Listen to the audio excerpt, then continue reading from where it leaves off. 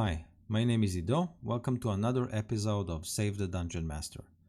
Today I want to talk about the dreaded writer's block. Maybe you are running a long campaign, this is session 251, or maybe it's the second session of your new campaign, but you simply have no idea what you want the next session to look like. In this episode, I'm going to show you my way of getting over a writer's block, and I want to show you how to quickly come up with a skeleton of a session that is 90% ready to run. So, what do you need? One is the rules. I use D&D Beyond. You can use your books or go to Wizard's site and take the free PDF with the basic rules they provide. The second, you'll need some place to write your notes. I use Google Drive, but you can use Microsoft Word or any word processor you have available. The third thing is Wikipedia. Believe it or not, Wikipedia is my go-to place when I have a writer's block. I go there searching for TV series I've watched or am watching right now, and I'm looking for that specific series episode guide. For example, let's look at Babylon 5. This is the episode guide for Babylon 5 Season 1. These episode guides are packed of great plots that you can simply steal and mold to fit your campaigns. For example, look at the second episode of Babylon 5. Let's read the one-liner description of the episode. A badly damaged ship is brought into the station, and the strange alien inside is identified as a soul hunter, an immortal race who can sense death and supposedly steal someone's soul. This is a great plot that you can drop into any campaign and have a great session around it. All you really need to do with this plot is to change a few words in order to make it more fitting to your specific campaign setting. Probably the words ship, station, and alien need to change to something that is more fitting of the environment that your players are currently, or your player characters are currently at. So a ship might still be a ship, but station is going to probably change to a town, a keep, a fort, and an alien can simply be some kind of a monster. So what I'll do at this point is I'll copy that one-liner into my notepad and simply change the words to be more fitting to my campaign. So for example, I can take this description, copy it into my own note-taking software, and simply change. We can still keep it a ship. The strange alien, let's change it to a strange monster. And instead of a station, let's write town. So a damaged ship and a town is maybe it doesn't work as nicely. So let's say a badly damaged cart is brought into town, and the strange monster inside is identified as a soul hunter, an immortal race. That works. We can use that. When building things this way, using a plot point taken from an episode guide, I want to try and make everything else very, very simple. I want to basically build a session around the basic building blocks of any good adventure: a good hook, a credible threat, and a dungeon. Let's assume at this point that the creature brought inside the damaged cart is for some reason dormant. Maybe it was wounded when the cart was damaged. And now this session that we are about to run to our players is going to revolve around the fact that if this monster is revived, the townspeople are in trouble. This is the place in which the players, the characters, can actually step in and help everyone. So we have a hook and we have a credible threat, but what about the dungeon? So in order to come up with an idea for why the characters even have to go to the dungeon, what I really like to do is to go to the Dungeon Master Guide, to the Creating Adventures section, into Adventure Types. In this place, the DMG is specifying all kinds of interesting dungeon goals. Now, again, I am having a writer's block, so I don't want to come up with something myself. So I'm simply going over this list, trying to find something that goes well with the plots that we have selected. So as I review this list, I think that number 5 here is very interesting because it states that the players or the player characters go to the dungeon to find a particular item for a specific purpose. And maybe the purpose is, to find some object, some artifact, a scroll, a magical item that will keep the monster dormant. So that's something we can use as we go to actually design the dungeon. So let's use that. Let's copy this into our notes and state that um, a high-level NPC asks the heroes to go to a nearby ruin, temple, library, keep, and find a particular item to keep the monster dormant. So we have basically a plot and something for the players to do.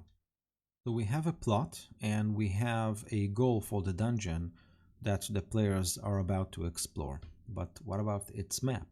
So recently I have discovered this amazing tool. It is called One Page Dungeon by Wataboo. So you can simply look it up in Google and you'll reach this site. It is an amazing site. You can press enter to basically generate an endless amount of totally random dungeons, and you can toggle some features of the dungeon, for example notes, or add or remove water. Let's see, find something with water. Yeah, here. So you can add it and remove it. You can download the dungeon map as an image form and attach it to your notes, and mark the rooms and then stock it. It's an amazing tool and I really recommend that you use it.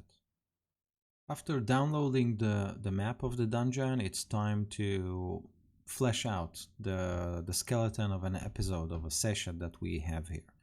So a couple of things that we might want to flesh out is that high-level NPC that introduces the adventure or the adventure hook to the players, and then maybe we want to flesh out a little bit the ruin, temple, library, keep, the location of the dungeon we want the players to visit during the session. To create NPCs, first you need a name. Chris Perkins, who is working for Wizards of the Coast and is DMing some great campaigns out there, or search him up on YouTube, has come up with a list of pre-generated names that you can basically use. It's available in the online. Simply search Chris Perkins NPC list. So you can simply pick names from this list. It has human, female, and male, and it also includes last names for dragonborns, dwarves, eladrin, elf, halfling, tiefling. Also, there is a very nice list of ship names that is also suitable for inn, tavern, or even settlement names. So it's a great list that you can actually use. After you have a name and you simply want to create a memorable NPC, you can simply go to the creating non-player characters section in the Dungeon Master Guide and review the tables there. You can simply pick your features that you are interested in or simply roll with it. Use a d20 to determine how your NPC looks like, what its abilities, if it has any special talents, etc. Using the name list and the information found in the Dungeon Master Guide, I created the following 3 characters for the heroes to interact with. So first is Azura Moonreed. She's a female priest. I envision her as formal and perceptive, and she's the local healer and herbalist. Obviously, she is the one looking into the cart and saying, this is a soul hunter. I also introduce Ferrek Irongol, a male dwarf commoner. I envision him as bold and clumsy and maybe a little bit slow. He's the one who found the damaged cart and dragged it inside town to crack it open, hoping he will find something valuable inside. And for this plot to work, I need Azura to send the heroes to visit Leodor Summergale. He is an old hermit, he is an elf scholar, and I envision him as this interesting tattooed figure sitting on a tree and basically treating it like it is a library. Maybe the hermit is using the leaves of the tree to create the books in his library. Now that we have the NPCs, the dungeon, the plot, what I really like to introduce is some sort of a complication or a twist. Something that will break the mold just a little bit to keep things interesting. So here I introduced something basically taken from, again, the Dungeon Master's Guide. When creating adventures, they suggest all kinds of twists here. So I basically have selected this one, in which the adventurers become responsible for the safety of a non-combatant NPC. So since Azura is a herbalist and Leodor is the librarian, I'm basically thinking about the heroes coming to Leodor. He offers them to have a look at his library, and they all discover that to keep the monster dormant, they need to brew a special potion. Since Azura is a herbalist, she can help with that. But in order to create this potion, there is a very specific plant that the heroes needs to get, and only Leodor can show them the exact location of where this plant grows. He knows that it grows in a nearby flooded ruin, and he's the only one who can actually take the heroes there.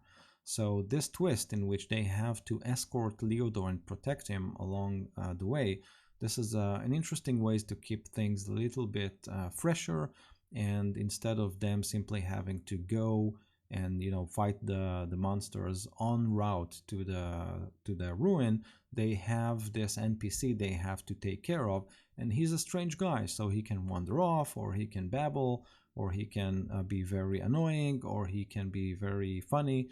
It doesn't matter as long as there is something interesting for the players to interact with as they go to the ruin.